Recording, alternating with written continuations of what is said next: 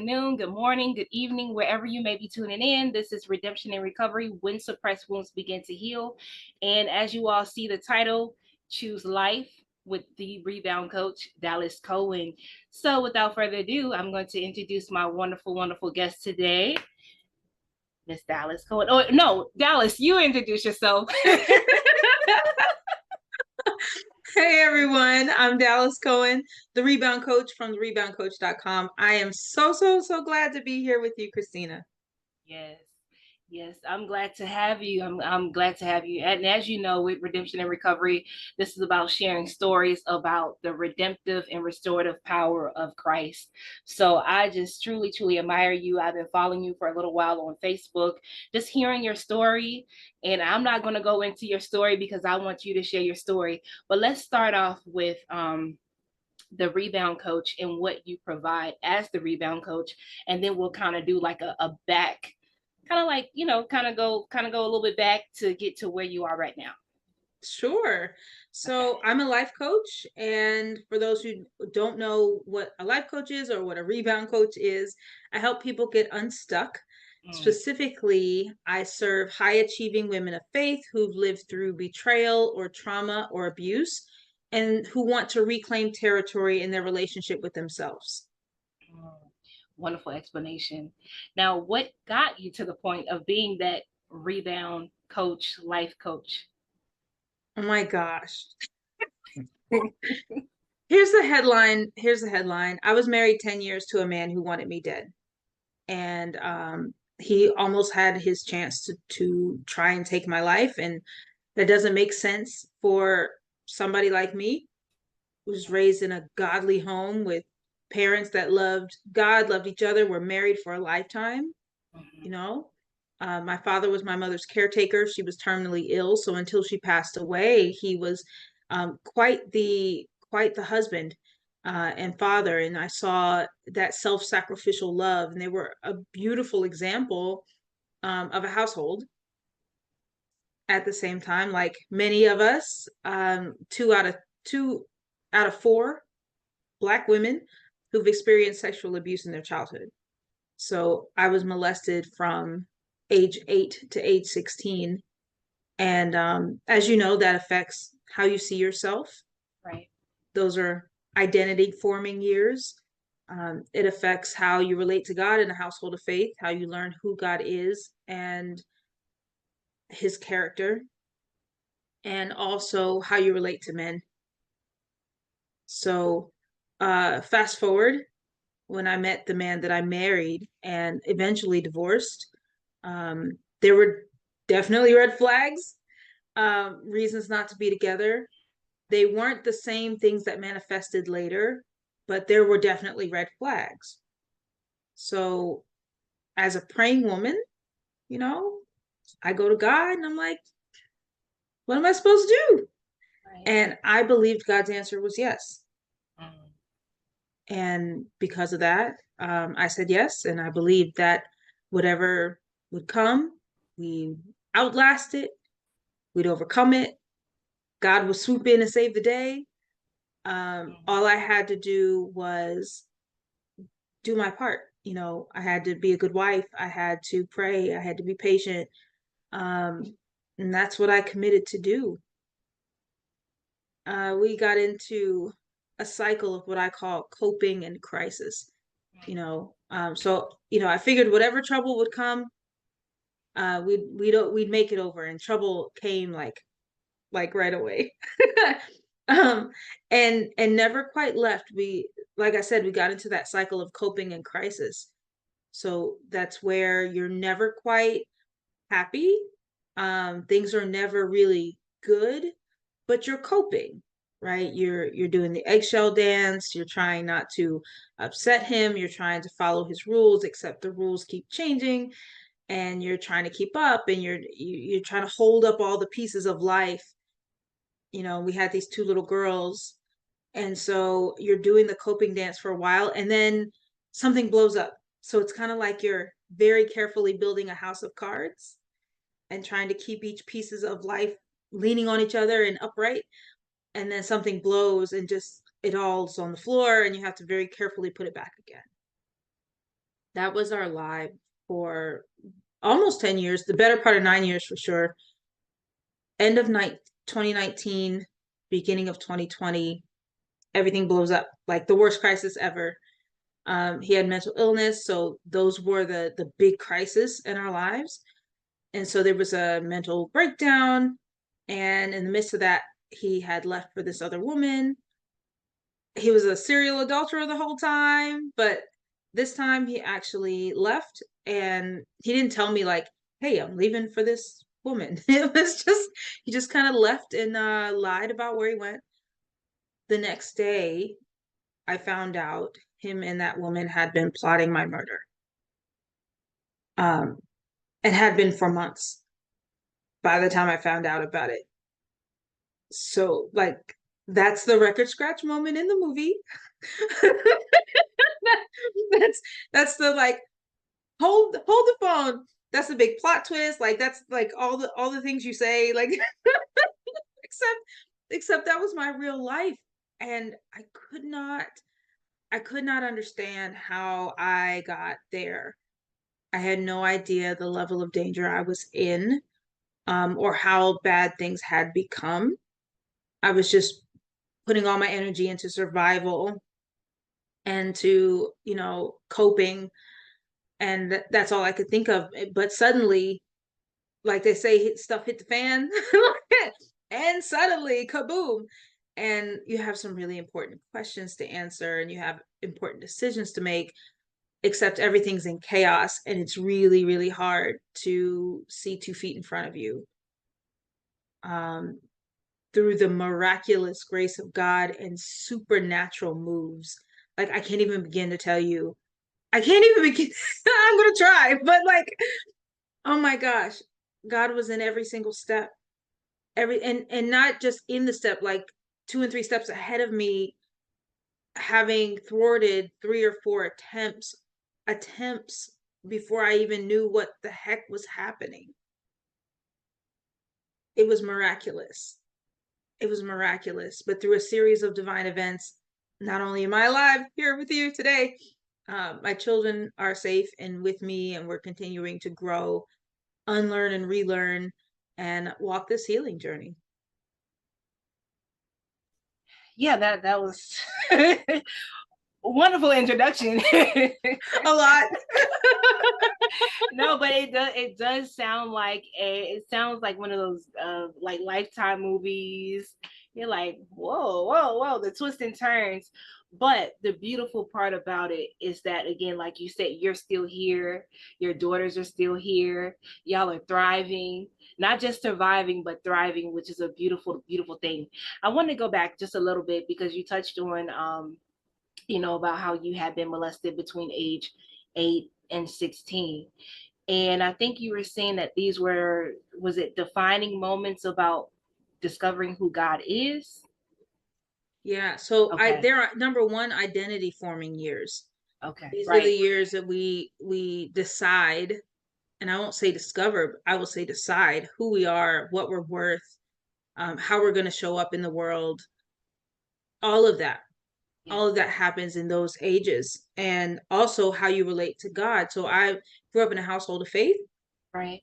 So what was happening to me happened in the context of, well, God is good, God loves you, God sees Mm. you.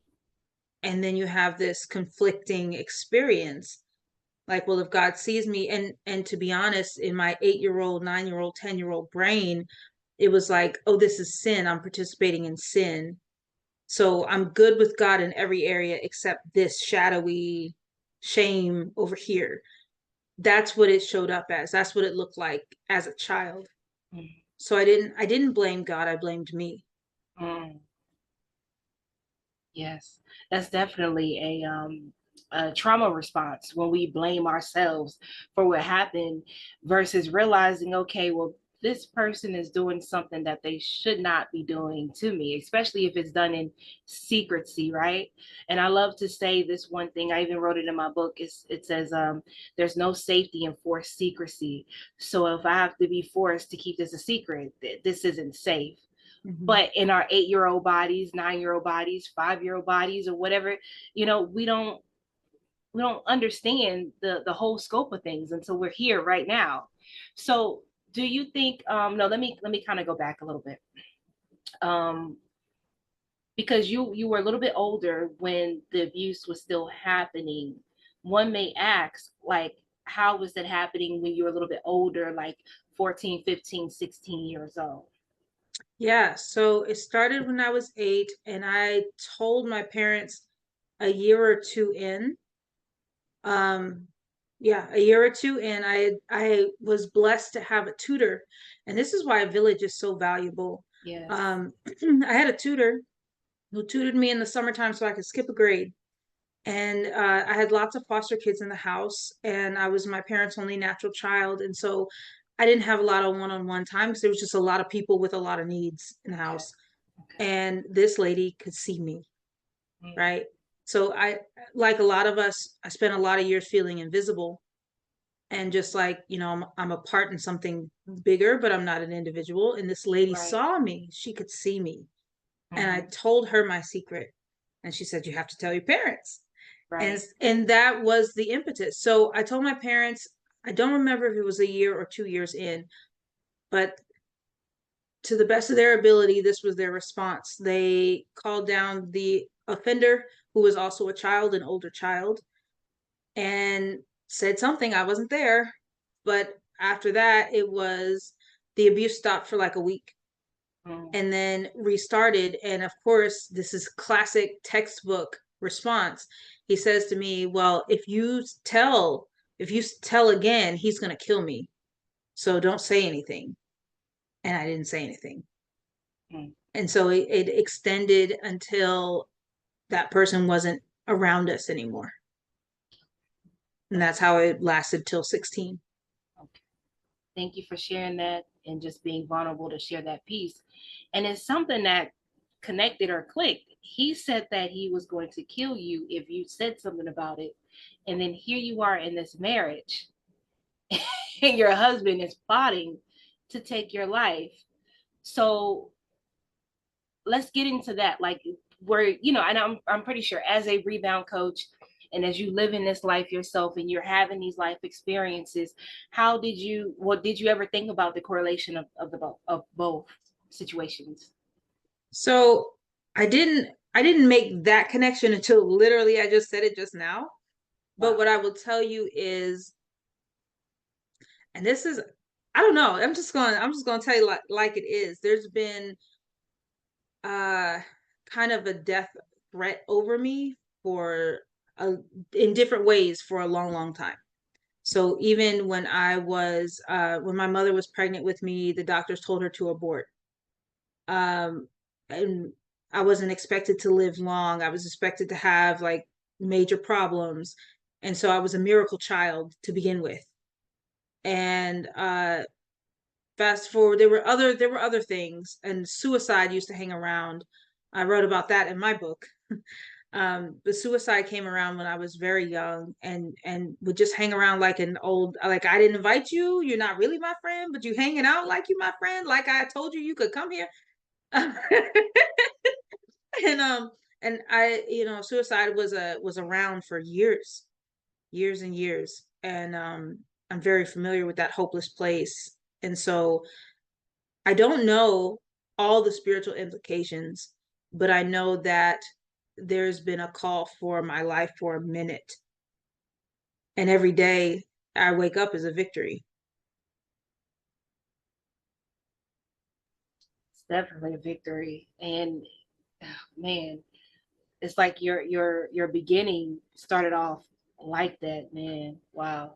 Your life is definitely a blessing. Like I said, it's just following you has been such an inspiration to see what you do for so many women, just sharing your story and being vulnerable. And you have every Wednesday night, you go live and you're sharing a lot of different things. And one of the things that stuck out to me, that it's like that's kind of like pushing me, kicking my butt to put things in gear, to do what God has called me to do, is the thing that you said. You said no one is going to come and rescue you, and I'm like, ouch, ouch, Dallas. Why would you say that? So if you want to talk more about that, or even talking more about this whole crazy scheme, this plot, and how you got out? So no one's coming to rescue you. I think we have this fantasy in our culture, in our minds, like somebody's gonna discover me. And this, even though like up here, like that's not real, but somehow maybe it's Disney. Maybe let's blame Disney. Maybe somebody told us that it's like I said, God was gonna swoop in and save the day and change things. I just needed to do my part. And I will say that God did swoop in and change things, but not in the way I anticipated. I was hoping for a healed husband. I was hoping for a delivered husband, and we were going to do ministry together, and we were going to overcome all these things that, were boulders in our lives. I just needed to hold on. That's not what happened. Right. So God did, oh my gosh, he did swoop in and save the day. And it was in a million small steps. In a million small steps. I can remember a moment, I write about this in my book too, where just the environment in my household was really oppressive. If you're spiritually sensitive at all, like it was like you couldn't breathe. It was just thick and heavy all the time. And there was a whole lot of stuff happening, and I had reached out to a coworker, and I didn't say all the stuff that was happening. I was just like, "Nah, this was going on a little bit." And she's like, "Don't go home." What do you mean? And it was holiday break 2019, so everything was crumbling. Things were just he was out of his mind, and things were happening.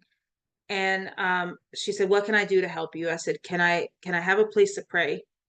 Because when I try to pray at home, he just hovers over me, and it's awful." And so she said, "Sure." And number one, it was a miracle that I got out the house and I could take my children. Like that was a miracle all by itself. And I was just like, I gotta run errands, and the girls are coming with me. Okay, bye. And that was a miracle number one. But I get there and I don't know what to do because the voices in my head are really loud, and like your thoughts are everywhere. And I don't know if you've ever been in a moment where you just can't pray and you don't know what to say. Like I don't know what to say. And so I got the journal because sometimes that helps me to write. And I'm writing. um Literally in my journal I said, I don't know what to do, God. I think I need to leave. I don't know what to do. Like that's all I said. And I got this text message that I got a text message that said it was a death threat. It wasn't directly from my husband, it was from somebody else, but it was his words. I recognized his language. I knew it was from him.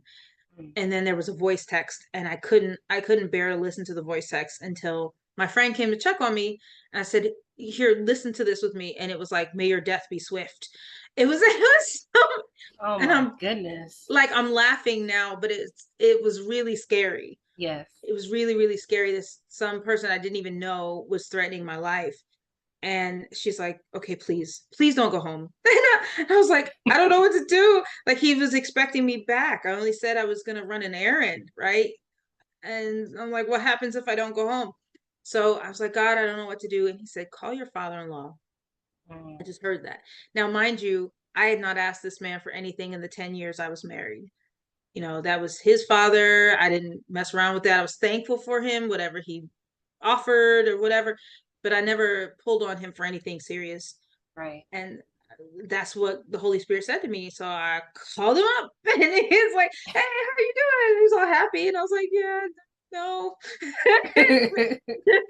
And I told him what was happening. And I promise you that man swooped in like a Superman with a cape, and then Hmm. and did tremendous things that I just things I didn't even know to ask for, and was there in really strong material ways that made all the difference in how we made it through that season. The beautiful thing is that you had a village. You were open and you were transparent, and your vulnerability allowed you to be able to get the help that you need. You know, Mm. just think about a lot of people who suffer in silence. Were there ever days that, because you say you grew up, loving God, and had a perspective about God, and and we know what God word says about divorce. Mm, Can you talk about that a little bit? girl. Okay.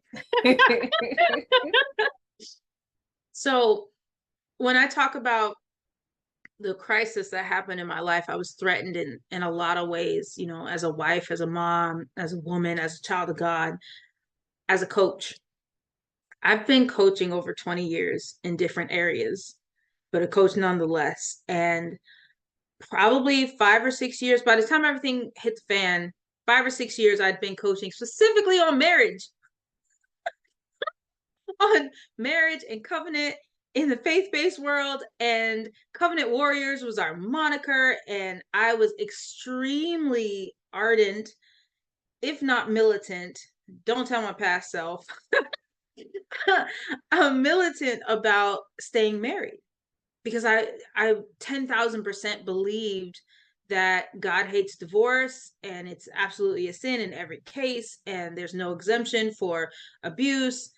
You know, only adultery, and even then you still could stay married, and you know that was the only way. And I believed that if you did divorce, that you could not remarry without that being a sin. And my ex-husband and I, we agreed on it. And he was super militant in a lot of ways, but we agreed on that. And I had full events. I've been hosting events for a long time. So I was hosting events for wives um, on how to stay married. And I was coaching women on in difficult marriages on how to stay married. And I never and I judged a lot of women too. So I judged a lot of Christian divorced women because I reasoned like they weren't, if they really believed God, if they were really, you know, believers, and they would stay and they would pray. Oh my gosh, it was horrible. Like looking looking back, you know, hindsight's 2020, and I can look at that version of me and say how judgmental, how self-righteous, right? I can look and say that. In the moment though, I 10,000% believe that that was the absolute truth, and I was fighting, and you have to justify a lot of things in your mind and heart to make it through a season like I lived. And so we tell ourselves a whole lot of things, and we try to make ourselves better than other people for our own choices, and it's a horrible habit. What I've learned today is, number one, there's a misinterpretation of that scripture that's pretty darn popular around God hating divorce. Let's say that. Um, but also, like, it's just wise to admit you don't know everything, right? Like, that's a start. Just realize, like, maybe you don't have it all figured out, and maybe your perspective is just that, it's your perspective. And allow someone else to walk out their own salvation in fear and trembling while you walk out yours.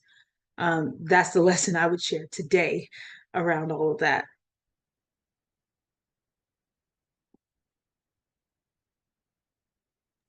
Thank you for explaining that, because it's almost like, I feel hypocritical, but in the same sense, I believe that God allowed you to go through that so that you can help other women come out of like an abusive situation.